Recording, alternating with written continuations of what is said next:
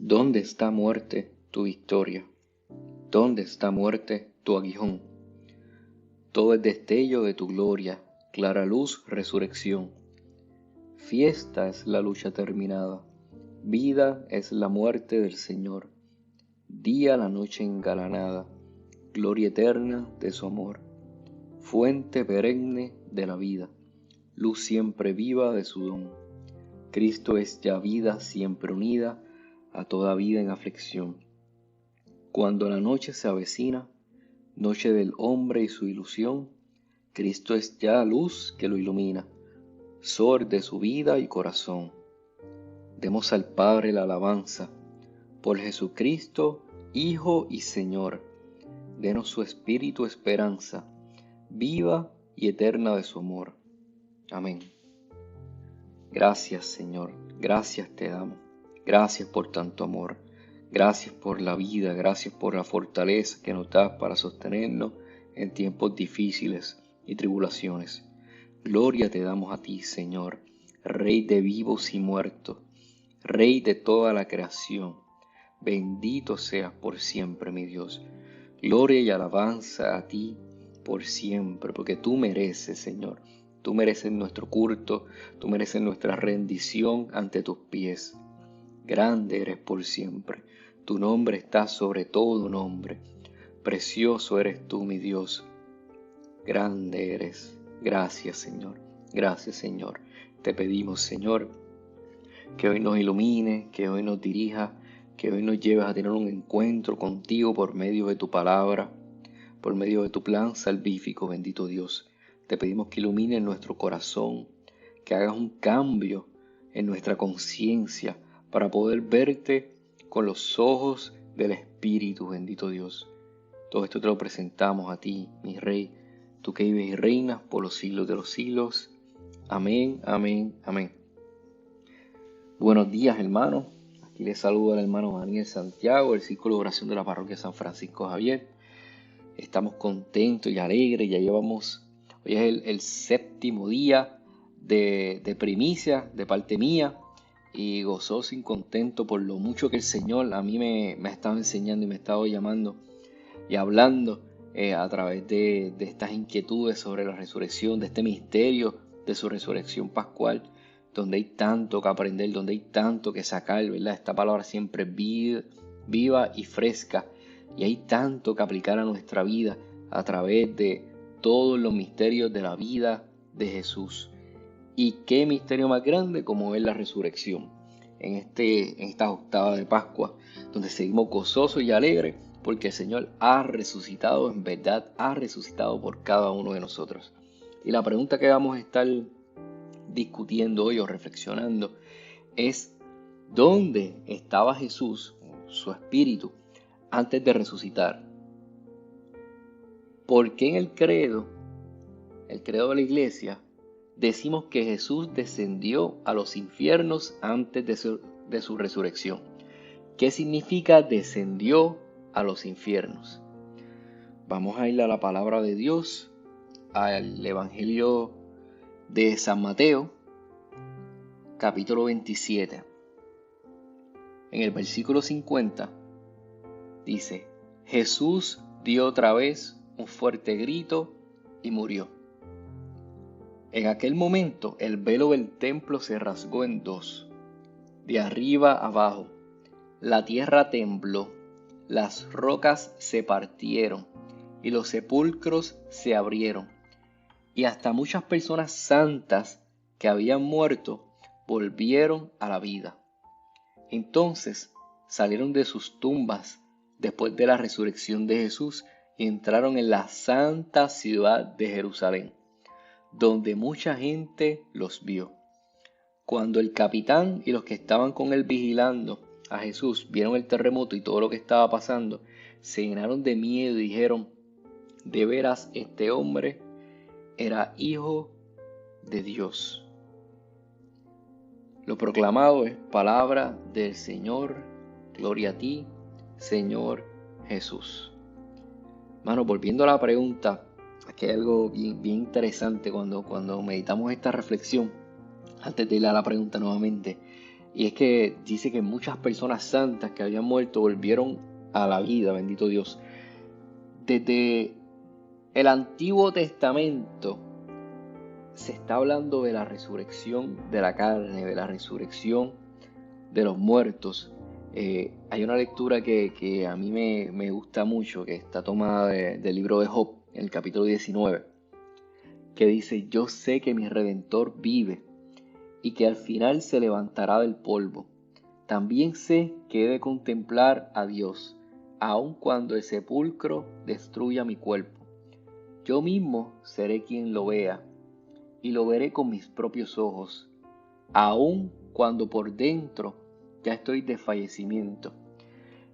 Al igual que esta lectura, hay un montón de lecturas en el Antiguo Testamento que podemos ver unas ideas, unas pistas, muchas veces bien claras, de que lo que iba a suceder y la esperanza que tenían estas personas de que, aún sabiendo que en un momento dado iban a fallecer por la causa que fuera, si eran fieles a Dios, iban a participar de una resurrección, a una vida eterna. No conocían exactamente cómo sería todo, porque ese es el mensaje que nos venía a traer Jesús, que proclamaba casi en todo momento sobre el reino de Dios. El reino de Dios se parece a esto, el reino de Dios es esto otro, en el cielo hay una morada para cada uno de ustedes. O sea, Jesús nos proclamó tanto ese reino que creaba en nosotros ese deseo, esa ansia de estar con Él, bendito Dios. Pues así en el Antiguo Testamento, pues así como Job, había muchos hermanos, profetas, que hablaban, ¿verdad?, de que al final se levantarán del polvo, se levantarán de los sepulcros, aunque fallezcan. Y ese anticipo estaba siempre, bendito Dios, estaba siempre. Y aquí viene la parte hermosa de la pregunta que hacíamos: ¿de dónde estaba Jesús cuando falleció, antes de la resurrección? Pues lo primero, aclarar la palabra. La palabra infierno, en este caso no es el infierno que nosotros conocemos como un estado del alma, donde está la persona o el alma de la persona que rechazó a Jesús en vida y por lo tanto ahora vive en un eterno estado alejado de Dios. Y a eso se le llama infierno. Infierno no es que tiene algo, es que le falta algo, que le falta Dios. Ahora bien, en la lectura o en el credo, cuando se habla del infierno, no se habla de ese infierno de estado de alma, sino de lo que también viene la palabra, o se le conocía como Sheol o Hades, que no se refiere pues al lugar de los condenados, sino que es el lugar de espera de las almas de los justos de la era precristiana. O sea, antes de que Cristo llegara, toda persona, sea justo o malo o el que fuera, iba a un mismo lugar. Entre esta multitud de justos que estaba ahí esperando, estaba San José, los patriarcas, los profetas, como todos aquellos que murieron en paz con Dios. Todos necesitaban, como nosotros, la salvación de Cristo para poder ir al cielo, porque el cielo no estaba abierto todavía. O sea, había un velo, que por eso en la lectura se habla del velo rasgado, donde se impedía que uno pudiera entrar en la plena presencia de Dios.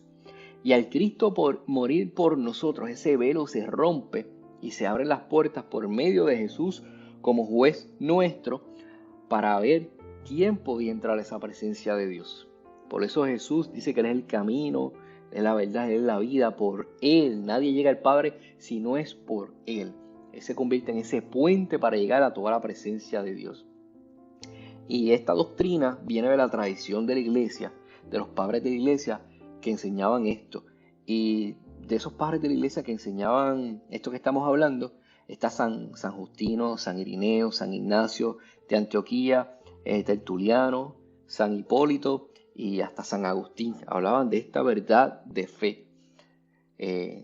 Entonces también lo podemos encontrar en el Catecismo de la Iglesia Católica, en el numeral 632 en adelante. Y está la frecuente afirmación, ¿verdad?, del Nuevo Testamento, según las cuales Jesús dice que Jesús resucitó entre los muertos. Y se presumen que antes de la resurrección permaneció en esta morada de los muertos, Por lo tanto, a la misma vez podemos afirmar que sí, que Jesús murió y murió como todo hombre. O sea, esto no fue una muerte innatural o que no era natural, sino que fue una muerte como la de nuestros familiares y la de todo el mundo. Jesús conoció la muerte como todos los hombres y se reunió con ellos en la morada de los muertos, pero ha descendido como Salvador proclamando la buena nueva a los espíritus que estaban allí detenidos. Bendito Dios. Son precisamente estas almas santas que esperaban a su libertador en el seno de Abraham, a las que Jesucristo liberó cuando descendió a los infiernos. En ese momento que Él bajó allí y se llevó a los justos que estaban esperando las promesas de su venida y su resurrección. El descenso a los infiernos es el pleno cumplimiento del anuncio evangélico de la salvación. Es la última fase de la misión mesiánica de Jesús, fase condensada en el tiempo, pero inmensamente amplia en su significado real de extensión de la obra redentora de todos los hombres, de todos los tiempos y de todos los lugares, porque todos los que se salvan se hacen partícipes de la redención. En Filipenses capítulo 2 dice: al nombre de Jesús toda rodilla se dobla en el cielo, en la tierra y en los abismos. Bendito Dios. Es por eso que Jesús es Rey de toda la creación y Jesús tiene el señorío de todo, punto, o sea, de todo. No hay espacio, tanto físico como espiritual, donde Jesús no sea el Rey de Reyes. Bendito Dios. Y aquí viene tan hermoso, ¿verdad? Estas promesas de su resurrección, y podemos también, ¿verdad?, nosotros vivir confiados en que Dios cumple sus promesas, que Jesús cumple sus promesas. ¿Cuántas personas antes de que Jesús llegara a este mundo vivían en las promesas del Señor, vivían esperando por el Salvador, por el Mesías, bendito Dios? Y Dios siempre cumple sus promesas. Y qué grande nosotros que ya vivimos en esa promesa de resurrección, que ya vivimos en las promesas de esa sagrada Jerusalén, de esa santa Jerusalén, donde todos nosotros podamos ir a vivir en una presencia eterna en Dios. Bendito sea, Señor.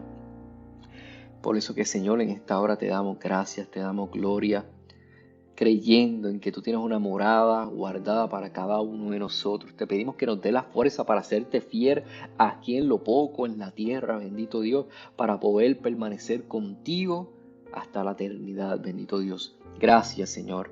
Gracias por tu amor, gracias por tu palabra, bendito Dios, que nos sigues capacitando y preparando en esta octava de resurrección, esta octava de Pascua. Todo honor y toda gloria a ti, Jesús, tú que vives y reinas por los siglos de los siglos. Amén.